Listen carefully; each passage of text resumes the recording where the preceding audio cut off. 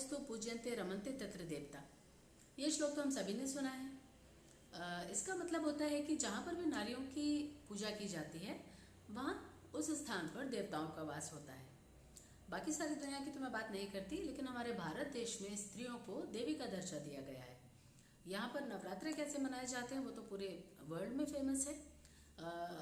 हमें कोई कार्यसिद्धि करनी होती है, हम देवी की आराधना करते हैं, देवी मंदिरों में जाकर के हम मन्नतें मानते हैं और नवरात्रों में पूरा देश ही भक्तिमय हो जाता है। स्त्री हो या पुरुष हो, कोई भी, सब देवी की आराधना में लीन रहते हैं। और आजकल तो अब ज़माना भी फेमिनिज्म का है।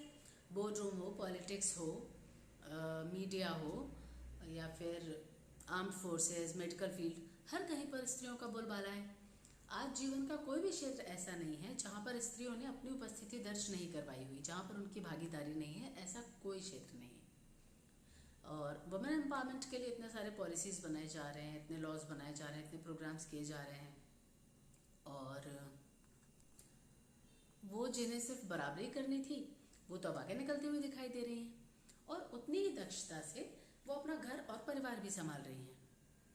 माँ, बीवी, बेटी, बहू, बहन की भूमिका वो बहुत अच्छे से निभा रही हैं।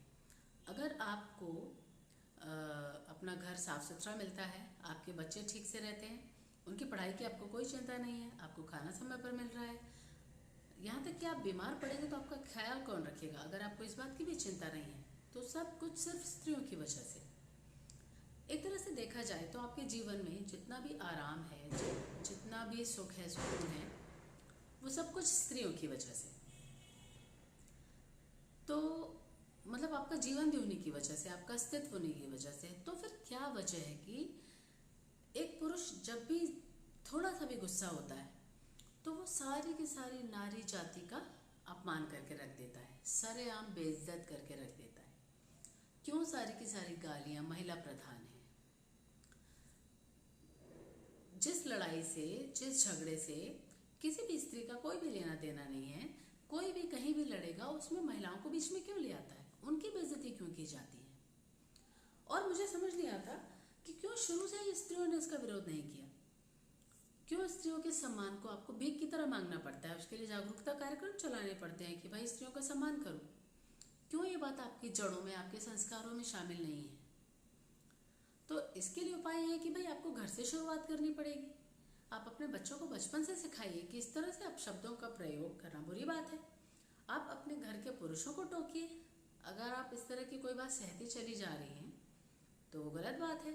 अपने सम्मान के लिए आपको खुद ही आवाज़ उठानी पड़ेगी, कोई और आपके लिए मोर्चा निकालने के लिए नहीं आएगा। और मुझे सारे नारीवादियों से ये बात कहनी है कि आप महिला सशक्तिकरण के लिए, महिला मुक्ति के लिए जितने भी कार्यक्रम चला लें, लेकिन जब तक आप महिलाओं के अंदर खुद के लिए सम्मान की भावना पैदा नहीं कर पा रहे, तब तक ये सारी सफलता, सारी स्वतंत्रता सिर्फ एक दिखावा है। क्योंकि देखिए, मानहानि जो है वो सिर्फ किसी राजनेता की, किसी कंपनी की, किसी स्टार की नहीं होती है।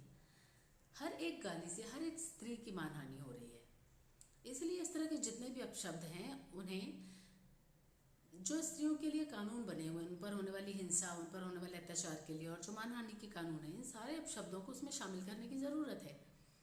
क्योंकि ये कहीं ना कहीं स्त्री के सम्मानपूर्वक जीवन के अधिकार को ठेस पहुंचा रहे हैं और इसके लिए आपको आवाज़ उठानी पड़ेगी। और एक बात यह है कि आप अगर नौकरी कर रही हैं, आप बिजनेस वुमेन बन गई हैं, पैसे कमाने के योग्य आप हैं, तो आप इसे ये मत समझिए कि समाज ने आपको बहुत कोई बड़ा सम्मान दे दिया है। ये जो भी आपकी उपलब्धि है, आप आज जिस भी काबिल हैं, वो आपकी अपनी मेहनत का नतीजा है ना। लेकिन उस सब के बावजूद अगर आप अपने नाम पर, अपनी हर एक भूमिका के नाम पर और अपनी पूरी प्रजाति के नाम पर अगर आप गालियां खा रही हैं, तो इसका सीधा सा मतलब है कि आज भी आपको समाज से वो सम्मान नहीं मिला है, आपके अस्तित्व को पूरा स्वीकार नहीं मिला है और आपको पूरी स्वतंत्रता नहीं मिली है। तो इसके लिए आपको थोड़ा सा जागरूक होने की ज़रूरत है। हम सबको इसके लिए थोड़ा जागरूक होने की ज़रूरत है। और वो सारे पुरुष जो बड़ा बड़ा तिलक लगाकर और पूरे विधि विधान से देवी मंदिरों में जाकर के साष्टांग प्रणाम करते हैं, नतमस्तक होते हैं, पूजा करते हैं, बहुत अच्छे से पूजा करते हैं, उन सबसे मेरा ये कहना है कि आपके घर में जो हाड़ मास की देवी है ना, जो जीती जागती देवी हैं, थोड़ा आप उनका सम्मान कर लीजिए, उन्हें इज्जत दे दीजिए, क्योंकि आपके घर को स्वर्ग वही बनाएंगी।